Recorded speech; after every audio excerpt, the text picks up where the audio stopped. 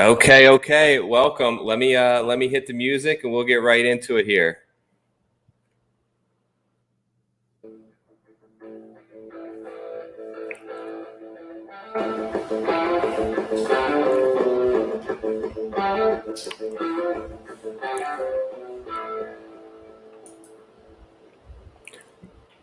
Hello, friends. Welcome. This is the Preferred Lines podcast. Your normal and usual host, Chad Eckert, is out tonight, so you're stuck with me, Joe Idone. We are going to do a full Ryder Cup preview, dish out some picks. I can't wait, man. I'm excited for it. Special guest joining me, you will see right over there, Tom Jacobs. Tom hosts the Lost for Words podcast. He does a great European tour specific show over there with our guy Skyhook on the Mayo Media Network. Tom, how are you? Welcome to Preferred Lines, my friend. Joe, thank you for having me on. Really looking forward to chatting it up. You know, it's been a busy week. This is a great tournament. Wish I had a little bit more faith in my European side this week, which I'm sure we'll get into very soon. Shame, obviously, Chad couldn't make it this week, but grateful for you guys having me on. We'll get into that in just a moment. First of all, my friends, cheers. I usually drink beers on this show. You're welcome to have one yourself. Wasn't quite that prepared, but I will. That's okay. Anyone in the chat, feel free to drop a comment. We'd love to hear from you guys. Welcome to Ryder Cup week. Before we dig right into it, you'll see the banner on the bottom there for our sponsor. It's Jock Market. It's currently not available over there in England, but it is here stateside. It's awesome. Fantasy sports meets the stock market. Essentially, you buy and sell shares of players as if they are a stock. That price goes up and down based on their performance. There's cool things now available like shorting and IPO phases, and there's a little bit of a learning curve, but a cool new way to sort of get some action on that. Promo code below PL will get you a $50 deposit match on your first deposit. So very cool. We appreciate our friends there. Enough Jock Market. There's no contest this week with match play. Tom, let's just start right here, man. I'm going to put you kind of as European Tour captain. I'll play Team USA captain. I got this awesome sweatshirt here from my friend Chris Ferreter over at Sobe Promos. I just posted it on Twitter if you guys want to check it out. But some very cool USA gear. You can see the back there? That's pretty cool, that, isn't it? It's good. Yeah, Chris is a good guy as well. He's good. Absolutely. I'm supporting the troops this week. Tom, let's just kick it off right here. I want you, even if you don't believe it, we'll get to that in a minute, but I want you to make the case for me on how Europe, what's their path to winning this Ryder Cup? So the path at the moment is we need an astounding performance from Jon Rahm, Rory McIlroy. Victor Hovland needs to settle in straight away as a rookie. And a guy that I've been very, very keen on this week is Paul Casey. I think that he has been, underused in Ryder Cups in the past. Probably a little bit his fault, probably a little bit of bad timing at times. And I think that the stage has never been set for him to perform better. He's 44 years of age, so he's in that kind of experienced bracket. But he's not playing like that. He's playing probably the best golf of his career. I think I noted earlier in my Australia preview that he's actually made more top 10 finishes, including his win this year, than he's missed cuts over the last 3 years combined. So it's ridiculous the level he's been playing at. So I think those four guys are going to be key here. Tommy Fleetwood's another guy as well that, he hasn't been playing at the level that we've been used to, which is concerning. But a lot of the talk, a lot of what Padraig Harrington said about his ball strikers and how keen he is for them to perform suggests Tommy's in for a high workload again. We have to win foursomes. That's our thing. I think we need to go out early Friday and just set the tone. I'm a little bit worried, Joe, about the pairings. Padraig Harrington seems pretty stubborn. Okay. From the interviews I've been reading and sort of listening to, he is very much against the whole nationality pairing. So I don't see Jon Rahm and Sergio Garcia together, which I didn't really see anyway because they don't seem to gel that well. I did think there'd be a Rory and Lowry partnership, which he's kind of pouring water over, which I don't know if he's just doing that as a kind of mind game or he genuinely doesn't believe they'll merge. So it'll be interesting to see what they do there. But I think we really need to get something out of that morning session. And I think you have to play your guys that you're not quite sure about. So I think Ian Poulter is obviously a massive heartbeat of the Ryder Cup team, but he's not been that successful in recent years for us. As much as we see all the images of him at Medina and how influential he was there, and he's brilliant in the singles, obviously unbeaten. But this course is tough for him, I think. So I think you need to put him out in the morning, probably with Sergio Garcia, and just see what they can conjure up and go from there. Great points. I'm going to take the easy side here and make the case for, I think, how and why Team USA wins. First, it's talent level, right? It's OWGR. I think that over the last couple of years, their players collectively have gathered more wins, more great major finishes. They're higher in the world rankings. I think they just have a superior level of talent from top to bottom. It's really the balance, I think, of the team, because the European team, I feel like there's a little bit of a cliff and a drop off there after Rory and Rahm. The USA team seems to have a little bit more balance throughout. Number two, right? The big Ryder Cup caveat that always plays a factor is course setup. Home field advantage matters. The home team or the host nation gets to pick the course setup. They couldn't have picked something more tailor-made toward the strengths of the USA player, I think, than Whistling Straits. It's going to be distance off the tee, right? We've heard it all week. That's going to play an important factor. I think that's one of their biggest advantageous positions in terms of assets of players on this team.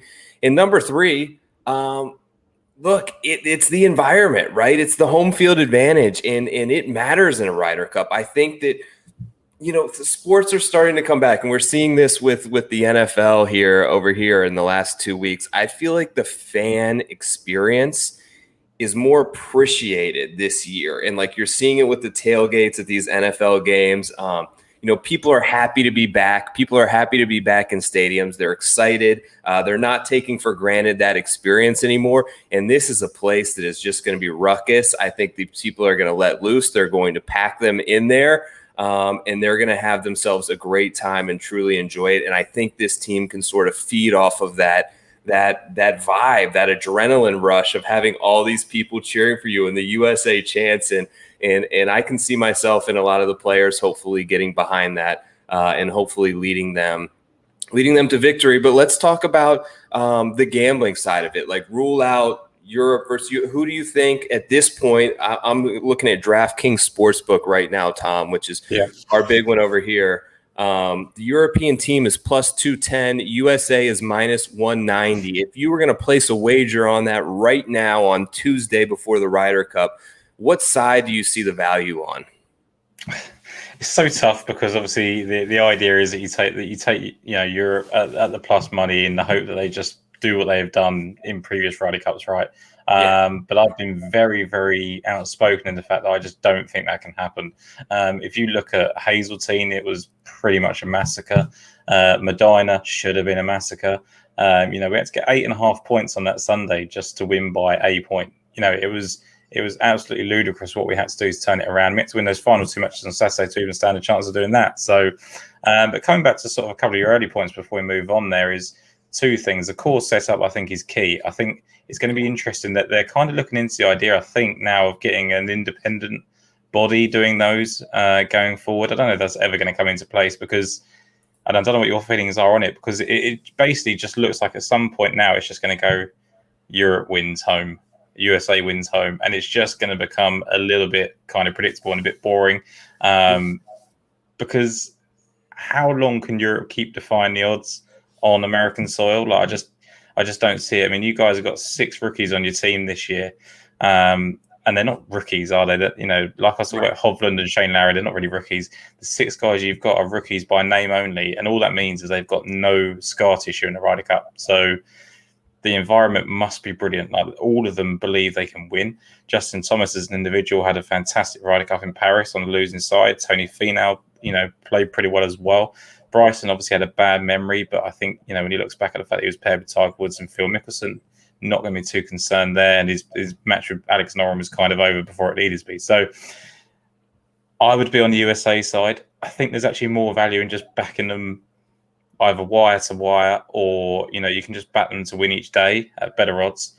And I'd also back them to win, just lead after day one, and just be probably the start for me, because if you did somehow get the kind of Medina thing where USA went out to a lead and somehow shit the bed right, I mean, I just can't see it happening. I don't see it being the case.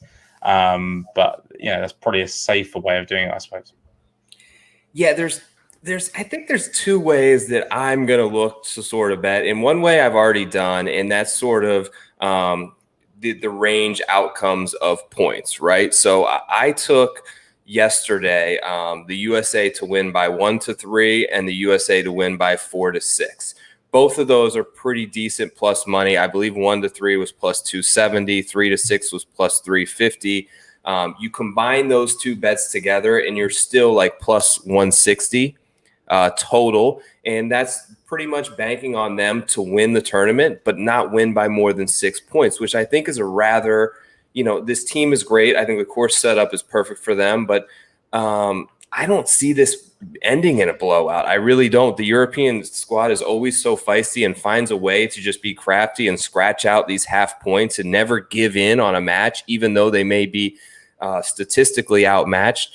Look, I looked at the previous Ryder Cups since I've been alive, right, which is 1986. So going back to 85, we've never, the United States team has never won by more than 6 points in the last, 35 years. So it's not uncommon. I don't see the blowout. There's been 3 of them. They've all been on the European Tour side. I think rather than laying 2-1, because that's a big number, right? You're going to have to hang up a lot of dollars to get something back. In betting like a football game or something else, that's a substantial favorite. I think the other way sort of makes sense.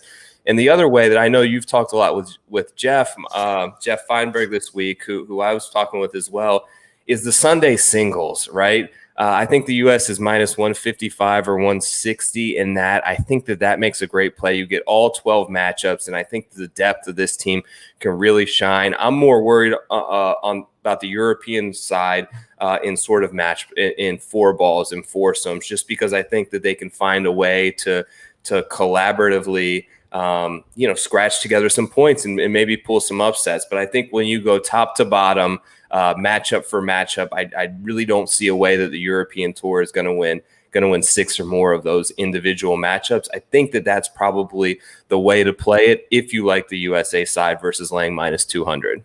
Yeah, and I mean, I think, was it 17-11 in Hazeltine? I think it was about something like that. And it was right by 6, correct? Yeah, and that's probably the score I'd be looking at, because when you think back to that week, you had Rory McIlroy and Thomas Pieters playing exceptionally well, and I think that we can have something like that this week. I think we could have, if they suddenly paired Rory McIlroy and Victor Hovland together, I think that would be a perfect partnership, despite the fact that I want him to go out with John Rahm. But that could be something that could work there, and I think they could scratch a few points doing it that way. I still think that someone like a Paul Casey and a Cyril Hatton will win a match in a 4 balls or foursome situation. My concern with the 4 balls and what I don't really get is how you haven't been more dominant in that respect, because you would think, the whole idea is that like the USA side is always stacked and they're always a stronger team. And then you've got 2 chances of them being the better player on the course. And I just don't see how you don't dominate. But it's interesting, when you look back at Paris, I'm pretty sure, if I remember correctly, it was 3-1 in the morning session in the foursomes as well to the USA. And I think people forget that because of how good we were. And that's massive. Like, they've had that experience of winning 3-1 in foursomes. I think that sneakily DJ could be quite good this week if he gets the right partner, because he's a guy that, look, everyone looks at his record, is pretty average. He's the most experienced on this team, but he's been swapped and changed about so much. I mean, I can't even keep up with the guys that he's been partnered with. And if he can sort of find a home with a player, it's not going to be Brooks Koepka anymore. It's not, I think that the early talk is going to be with Colin Morikawa.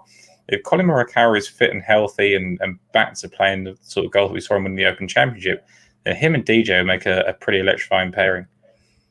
Well, let's talk about that a little bit because, we've heard so much this week about how the European Tour side has always sort of embraced a more analytical approach in terms of pairing guys together. You have a guy like DJ who's probably, let me look here. Is he the most? Yeah, he's the most experienced guy by a good margin on the USA team, but he's arguably maybe in the worst form on the team. Yeah.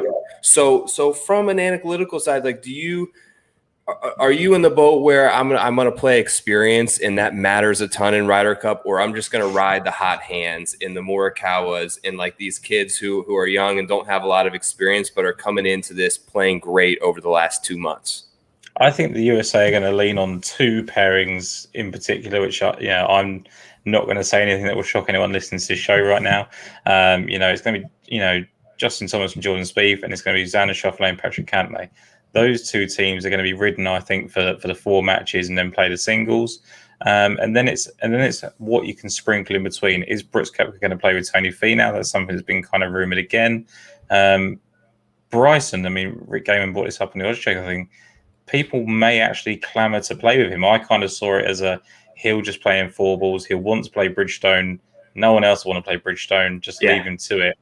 And actually, it might be that someone actually goes, well, actually, I'll have a go at hitting your, approach shot from where you've landed it. Like, I'll hit your B330 as long as I only have 70 yards in, right? I mean, Colin Morikawa's never seen that kind of distance. Harris English isn't seeing that. So there's guys, Daniel Berger, that would probably take advantage of that. I don't think that's going to happen. I think that it's tough because I think what you want to do with Bryson is you want him to get off to a hot start. You want him to get the best start possible. Do you need him in the foursomes at the start? I mean, you've obviously got those 2 pairings I've just said there. You can probably wheel out DJ and Morikawa as one, and they would probably win depending on who they get matched up against. And then I think you can.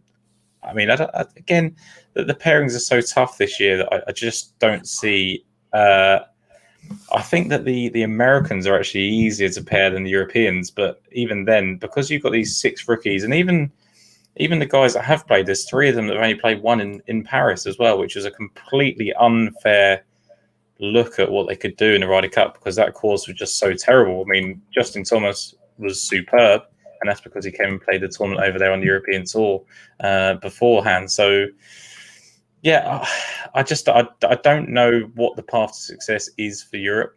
And I think the biggest opportunity is that they go and get those early wins in the foursomes when America are kind of figuring out what to do with their pairings. Because from everything that Podrick's saying in his interviews, he's set on his pairings. Like he was saying that no matter what they do in practice, he said, I've been building up to this team for 3 years. He said, I'm not going to change my mind based on whether someone has a bad practice session.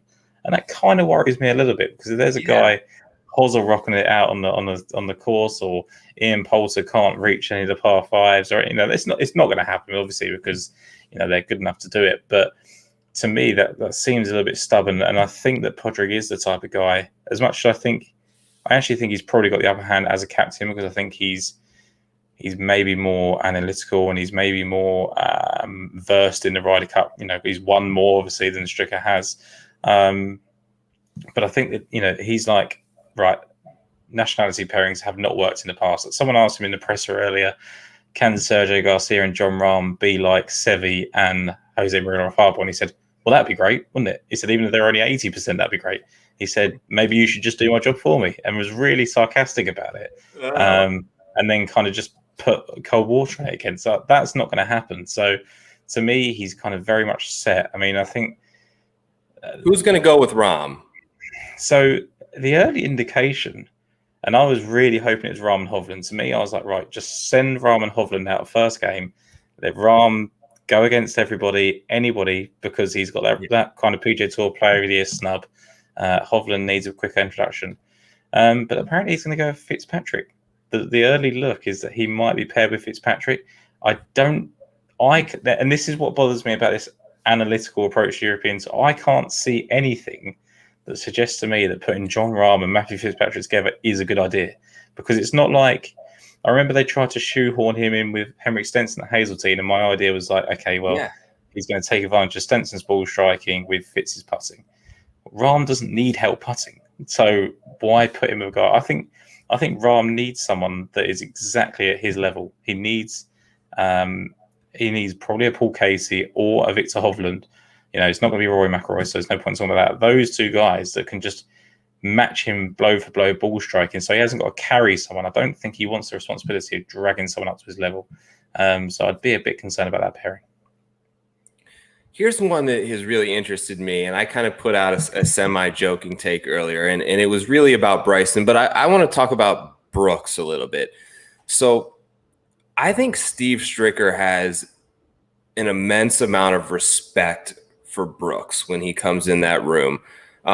Everything that I know about the two sort of leading up, Brooks obviously won that first major championship at Erin Hills, where it was like sort of a victory lap for Stricker that week in many instances. And I think it sort of developed there, and it has continued to be a solid relationship. I think he's got a lot of respect for him. He's obviously got some question marks around the injury. There's some question marks around some comments that he made in the Golf Digest piece about maybe a lack of excitement in terms of playing with teammates and not playing it as an individual game. I think he's going to play a lot. And I think, what are the chances you think? I think they might put him with Bryson at least once. I really do think that this was sort of squashed in a team room meeting, if not this week, a week prior. I think that them two, and Brooks needs a little bit of good PR at this point. He's kind of taken some heat with the backlash that fans are starting to really get to Bryson on this. He had the Golf Digest piece that didn't work great for him. A lot of people came out very negative on him, for saying some of the things that he did and the honesty that I think he really approached it with. I think he's got to look at this from a perspective of I can get back in everyone's good graces, by just saying I'm the bigger guy, put me with Bryson, let's go out there. The whole team, the whole country, all the fans sort of rally around this, and they'd be the most watched group probably pairing in Ryder Cup history. Like all eyes on the course is following that particular group just to see what they do. If someone makes a putt, are they going to look at each other? Are they going to fist bump? Like, God forbid, like the pictures, the media would go insane. And I feel like that'd be so good for Brooks. It'd be so good for this team. Is there any chance that we see that happen, Tom, or am I crazy? So I think there's three ways to look at it. Is first of all, is whether you believe in the feud in the first place. I don't know if it was just manufactured for this kind of pit money. That's my one concern with that, is that they were just never that bothered. I think that eventually, because all the fans took it at face value, Bryson was getting a lot of abuse, and then eventually they had to just sort of curb it. It's interesting. Bryson made a comment today that I fit really well with a certain type of player, and you'll see that in the coming day. And then he said, we've got something coming soon. So there is absolutely no reason not to pair them as a four ball, because Brooks likes to do his own thing. Bryson likes to do his own thing. Just let them, one of them is going to make a birdie on each hole. Let them do it. The only concern is what you said, in the sense that everybody's going to be watching that. Yeah. Does that take away from what the other guys are doing on the course, and that negatively impacts a Jordan Spieth or Justin Thomas? Because the Europeans are going to be fine with that, because that means the rest of them, because they've got no fans there, right? I mean, yeah. Joe Biden's conveniently left us out of the States until November for the Ryder Cup. So I think it only benefits Europe that you would have all those fans on one hole, and that would happen as well. Like this, it's not, you're not exaggerating. There would be so much attention, because, like you say, everyone want to see, would they fist bump one another? I think they would. I think Brooks Koepka is pretty lax. Doesn't really. I don't think he doesn't care. I think that's always an act. I think he's trying to live up to that a little bit, but I think he's just someone that just struggles, like DJ. Just there's obviously an emotion. You saw it with DJ at the Masters. There's obviously an emotion in them to be as competitive as they are. But it's kind of like, okay, yeah, great. There's another birdie. That's what we're meant to do. So to answer your question in a shorter way than what I've just done, yes, it could happen in the four balls, I think. Yeah, there's times when he definitely plays up the I don't care, but he may not care, but he's very aware. Like, he is aware of what's being said about him. He's aware of the perception of Brooks. he sees everything, I think. And I think that he's maybe a little bit aware right now that he's rubbing people a little bit the wrong way, and he's not winning at the clip that he once was, 2-3 years ago. Maybe this is a way to sort of endear a lot of people who have soured a little bit on Brooks and Bryson. Like, everyone sort of picked a side over here, 6 months ago before the U.S. Open, and we were hoping this all happened. I think this is just a great way for both of them to just say, we're both on the same side here. Like, we're all on the same side. I think it would be really cool to see. One guy I wanted that concerns me on Team USA, and I think he's going to play a lot. And you mentioned the likelihood of him playing with Justin Thomas, but I don't think this is the best fit for Jordan Spieth. I don't think that he's been the best Ryder Cup player in general. I think that he had a great pairing, obviously, early on with Patrick Reed. I think of all the players on Team USA, this may be one of the worst situations in terms of course fit, and it doesn't play Pete Dye very well. He's not a bomber by any means. In the last couple of months, he really kind of lost it off the tee in some respects, and I don't know that he makes a great pairing for Justin Thomas, even though they're such good friends. They're both a little wild off the tee. I think that Thomas would be so much better with someone who is much straighter and much more accurate off the tee and can really take advantage of his fantastic wedge play from like the 100-yard range. What are your thoughts there? Do you think it's pretty much a lock that those two go out together, or could we see a change there? I think it's a lock in the first instance, and I take on board a lot of what you said there. I mean, the first counter argument would be that Jordan Spieth finished second at the PGA Championship here in 2015. But 2015, he was a completely different guy, right? He was on top of the world. He was chasing the kind of, the Grand Slam and things like that. So, it's tough, isn't it? Because it depends how you view the 2018 Ryder Cup. Did Jordan Spieth and Justin Thomas win in spite of Spieth because Thomas was so good, or did they win because they were such a good pairing? And I honestly can't remember how much, who contributed the most out of the two of them. It's very difficult to know that as well, because, you look at Molinari and Fleetwood and you go, right, they were so good. And then Fleetwood got absolutely waxed by Finau on the Sunday. And you're like, okay, what happened there? And it may just be that Molinari was, the informed guy in the world, and he rode the coattails a bit. And if the same was to happen with Spieth, I think you'd find it out pretty early. And it was interesting that I can't remember, it wasn't made a comment now, it might have been Rick, that everyone talks about Bryson being a difficult person to play foursomes with because of the fact that he's going to drive it here and there everywhere. Spieth is very neurotic. Yes.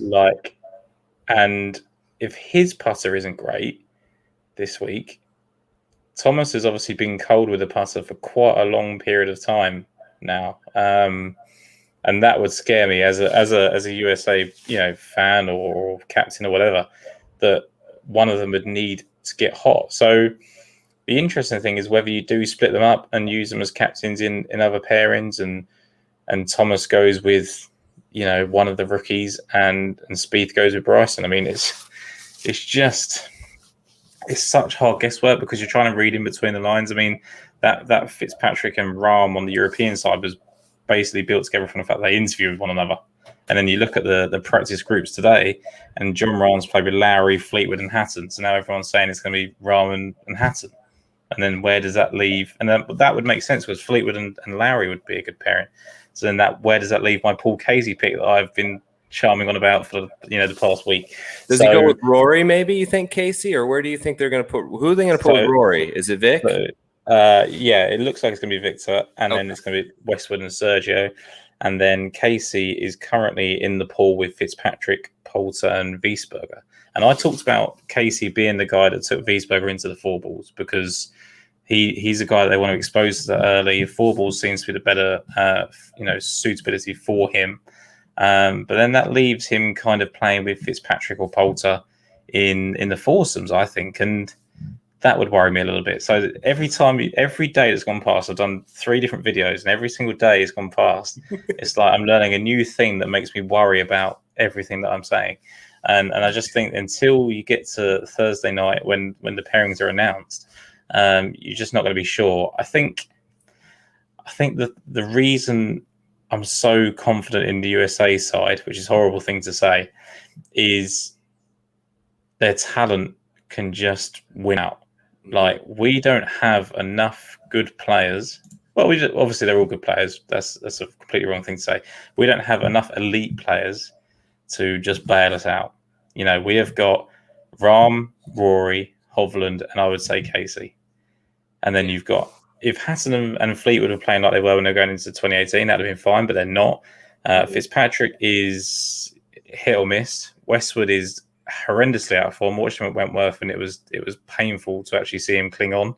Sergio has been ball striking superbly for 18 months, but has a bad history at this golf course with 2 miscuts and a 54th. And I just don't think it's near Poulter track. Like, again, they were asked Harrington was asked in the presser, do you want wind? Like, is wind a good thing for the Europeans?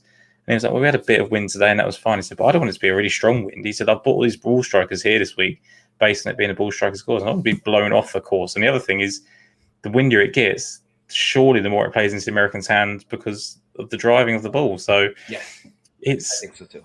Everything that's kind of all the narratives that are being pointed towards it being a European win just get cut down so quickly. And you look at it and you go, like, I wrote the piece earlier and Scheffler was the biggest question mark on the USA team. And you're like, yeah, that's a great problem to have because there is no question marks over Scotty Scheffler, really, is there?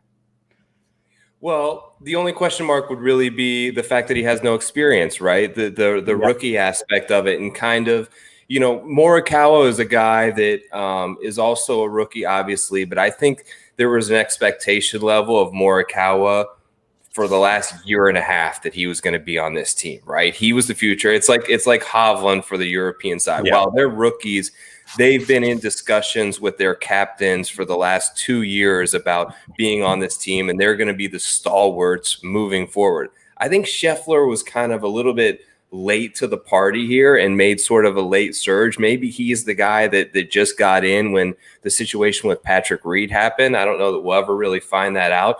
But yeah, I mean, he does so many things well. He's a fantastic driver of the ball. Short game, he can get a hot putter. He has these stretches that seem to kill him in tournaments of a couple of bogeys in a row. He'll go birdie, and then bogey. He just needs to make more pars. But I think in the right situation here, particularly in the 4 balls, that I think that he can be very advantageous to have on your team.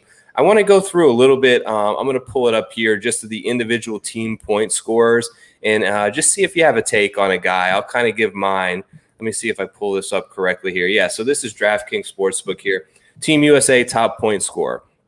I might like Brooks here at 9-1. I think that Xander is probably the guy, and I do like Patrick Cantlay a lot, but the reason that I'm a little bit shy on that is I think that he's playing fantastic, and he's such a dog in these situations, and I think he's going to go out as our top player when we get to those singles matches, and they're going to put him square up against Jon Rahm or Rory, and I think that that's going to be a tougher matchup for him. I think Xander maybe gets a little bit of a relief there and maybe slides. It's probably going to be Cantlay, Thomas, I would say, take on Rory, Rahm, just playing things out in my head, and Xander may get a more favorable singles matchup against like a Paul Casey or someone like that, where I think he has a pretty good advantage. And Brooks really comes down to whether you think he's going to play enough. Do you have a lean on any of these guys in the individual point scoring? So I think a really important point that you made there is that the better you are, the better competition you're going to play. And I think that is what's happened to Jordan Spieth as an individual. Is he's lost his own 6 right in President's Cup and Ryder Cups in the singles, and that's because he's always going out at the top of the order trying to get the points. So I think that's a massive factor for him. I think it could be a good idea to you don't want to sit him out, obviously, but it could be an idea to put him in the middle of the pack so he's playing against a Lee Westwood or a Matthew Fitzpatrick in the singles, so that he can kind of, just get a win under his belt in that format. So to answer your question, Xander Schauffele is a guy that I put up as a top combined point scorer. The reason being I separated him and Cantlay purely based on putting. So I know this is a bit of a ridiculous thing to say considering what Cantlay just did at the BMW, but he gained 14 strokes that week. You look at I think it's probably the past 4 or 5 seasons, back to Xander's rookie season, Cantley's only finished higher than him once in strokes gained putting. Generally throughout the course of a season, Xander is the better putter. I think over, one round, I would like that, because with Cantley, his ball striking is so good that if he can have one good round out of the 4 days putting, he's going to gain a load of strokes and go low there. If that doesn't come on Sunday, he could come unstuck in the singles. Whereas I don't see Xander sabotaging himself quite that way. So Xander would be the guy for me, like you were saying. Mm-hmm. And then just going back onto what we were saying there, I mean, you looked at Brooks at 9-1. Bryson, if what we've just said, it's just a case of whether you believe he's going to play in any foursomes. I think the 2 guys at the bottom there, unfortunately, Harris English is a guy that I personally thought would be a good fit for Dustin Johnson now, and it's a very, very loose connection in the sense that they kind of grew up in neighbouring states, obviously, and that was kind of South Carolina and Georgia sort of linked there. But also you look at where Harris English has won, and it's basically where DJ wins. Is at the FedEx St Jude, is at Kapalua. He was right behind him there at Travelers too, right? Travelers too, yes, they both won that. And then the Northern Trust, he was the guy that was the only one close to him. So it just interests me that although he's not a big hitter, he just seems to play the same sort of golf course as well. So maybe they've just got more similar games than we kind of attribute it to. So it would be interesting to see if any of that sort of thing has come into the thinking with captains. I don't think it has, because I think, these books know, right, that if someone's at 16-1, he's probably not playing much golf. I mean, I don't know how much inside information they have, but they must have some sort of lean to it. Yeah. Let's switch over to the Europe side here. What sticks out to you here? Where do you like in terms of top point scorer on the European side? So I still want to be bullish on Casey. I think that, I'm going to just have to ride that pick until it goes. It's just like his record is just absolutely phenomenal. As I said earlier, with consistency, he was 12th and 30th in the 2 PGA Championships he's played here. I think he was it 4th at the PGA Championship at Kiowa, which is obviously a sort of similar Linksy type feel. Mm-hmm. 7th at the US Open, and I think he was 17th the year before as well. So just on these tough golf courses, and suddenly in major championships as well. Second, obviously, to Morikawa up at Harding Park. He just seems to be getting himself, even at the Players' Championship, at the WGCs, top 5s, top 3s. And the biggest negative towards Paul Casey has always been he hasn't won enough. And that's still the case in the sense that he's not turning all of these things into victories.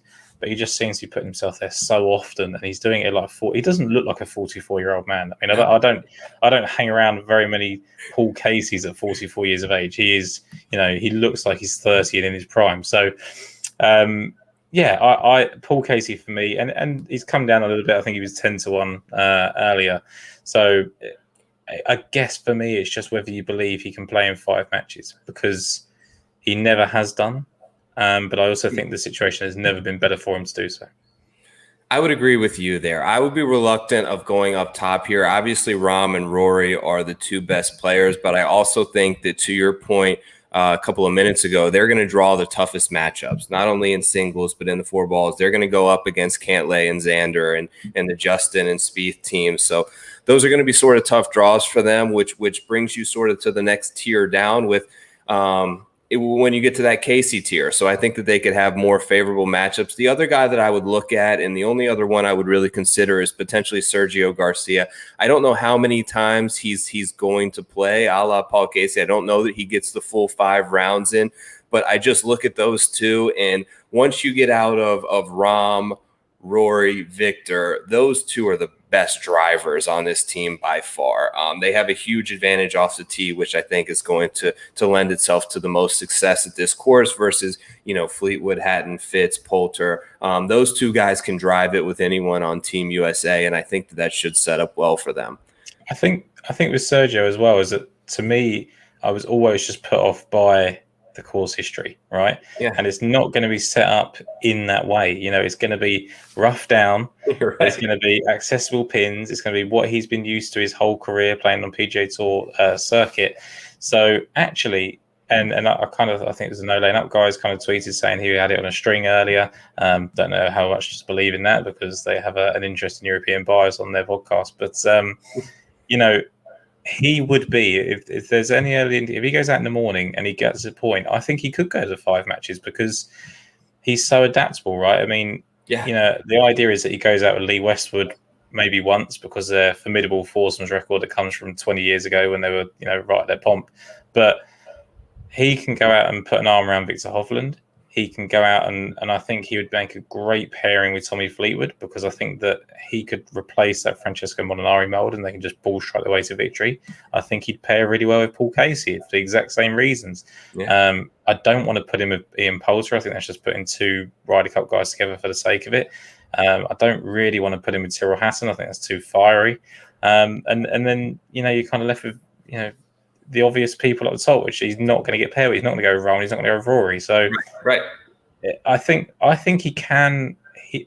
The trouble with him is the same as the concerns I have with Casey. Is it all depends on who they get paired with, because I think because they're so versatile, it can be a negative, and they could end up being asked to drag someone up in performance. Casey is going to possibly have to drag Hatton up to his level back to what they were in 2018 because he's been out of form. So they're victims of their own success, I think. Any other thing, like I'm going to totally open it up. Any other thing that you've bet or you've got your eye on from a team props to an individual thing that you think holds a little bit of value this week? So it's a completely different one here, but you look at, I think it's the past 4 Ryder Cups and 5 of the last 7. After day 1, the lead has been 5-3. And I really like that. I think that there's, that opens up the opportunities to go 3-1 in the 4 balls for America and 2-2 in the foursomes. It equals up going sort of like there's various different ways of getting to that 5-3 scoreline, and it makes a lot of sense as to why they got there. So that was exactly, you think about all these shutout victories that there have been in this Ryder Cup, and it's always been 2 points between them after day 1. Like that's quite an astounding thing to have. So it really is. And I think I've read earlier as well that Europe have never led after the first session in the last, God knows how 7 years or whatever it was. So 7 Ryder Cup. So I think there's an idea that they could go 2-2 in the foursomes, 3-1 in the 4 balls to the US side, and US lead 5-3 after the first day. I'm pretty sure my figures are right on that. I hope they are because I've written that a lot this week. So, 5-3 would be the scoreline there. And it's tough, isn't it? Because those player props, you can just get carried away. You go down a rabbit hole. Yeah, and you go, okay, well, if it's not going to be Casey, it could be Hovland. If it's not going to be Hovland, it could be Sergio. And you just take 3 of them and hope for the best. Interestingly, the rookie markets are interesting because obviously America had 6 of them. And you're betting on guys that are not really rookies, so it's hard to kind of separate them. Again, I'd probably go with Xander Schauffele, but that means me taking him in that market, the top US and the top combined, and suddenly you're on the hook for Xander Schauffele having a really good week. I think the other market is the top English is a safe way to play Paul Casey because Tommy Fleetwood's not playing how he was. He hasn't got Francesco Molinari there. Hatton's out of form. Westwood and Fitzpatrick are not going to play a lot, and Poulter is, questionable to perform here. So I think that is maybe a safer way that I think Casey could probably win that with 2.5 or 3 points. Listen, Tom, so much fun talking to you, man. I really appreciate you. You've been turning out so much content this week. I know that it's late over there. Listen, when do you know, and can you let our audience in? So Thursday, right? At the sort of opening ceremonies, I believe they take place around like 6 o'clock. Is that correct? Yeah. So on Thursday, they will announce obviously the morning pairings and who's going out. Is that all that is announced at that time, or do they announce the afternoons as well? No, so it'd definitely just be the morning sessions, and then the afternoon sessions get announced as later on into the round, I think, of the foursome session. So I think they do have to be in before the morning session finishes, but not before then. Got it. Okay. Do you think it's going to be – would you hold off on some of these maybe individual scoring props and stuff like that until maybe we find out? Because it's such an advantage to know your guys going out in that first group Friday morning, right? You've probably got, I guess, a few minutes when the announcement's being made to quickly hit those guys. I'd have them in your betting slip, ready to go. Yes. Make your bets as soon as those pairings come out because they're going to quickly get adjusted. And I think that is the way you have to go, right? I mean, obviously with the way that we put our content out and the things that we do, we kind of have to make these earlier picks. But if someone said to me, right, give me all your bets on Thursday night, that'd be great because I can sit here and take in all the information, all the presses and everything, and know the pairings. So if I get to Friday morning and Paul Casey isn't going out and someone performs really well, doesn't get any afternoon either, suddenly my bet is dead in the water. So yeah, I think there is definitely an opportunity to wait for that kind of press conference. Then the opening ceremony. Get your pairings, know what you want to do from there, but be quick. Have those bet tickets ready. That's sort of the beauty of this little golf Twitter niche that we've created is you can find such instantaneous information, but like you mentioned, it moves so fast. We're 3 days away from still technically, I think they're calling it the 2020 Ryder Cup. Yeah, Whistling Straits. We're excited for it. It's been a year in the making. Tom Jacobs, thank you so much for joining us on Preferred Lines. Tom, he does a fantastic job with the European Tour Picks and Betting Show. He's got the Lost for Words podcast. Check him out. Give him a follow. Any parting words here, Tom, before I take us off the air? No, just a massive thank you to yourself and obviously Chad as well. Obviously, the hard work that you guys put into this show. Obviously, Chad wasn't here this evening, but I'm sure we'll catch up and have another show in the future. And it was just really great to chat with you. I mean, I said to you earlier, there's been a busy week, but I never get tired of talking this stuff. And what have we chatted here? Another 45 minutes, and we're still no clearer to the guys that are going to get those leading points. So one day the puzzle will be worked out. That's right. We're working on 11:15 here in Kent, England. Your time. It's time for you to get a little rest for a big week ahead. Tom, fun fact: Kent. That's in England, correct? Yep. I grew up in Kent, Ohio, so we're connected. A little obscure connection there. Best of luck to you, Tom. Enjoy the Ryder Cup week, everyone. Thanks for stopping by. We'll see you next time. Peace. Thanks, Joe.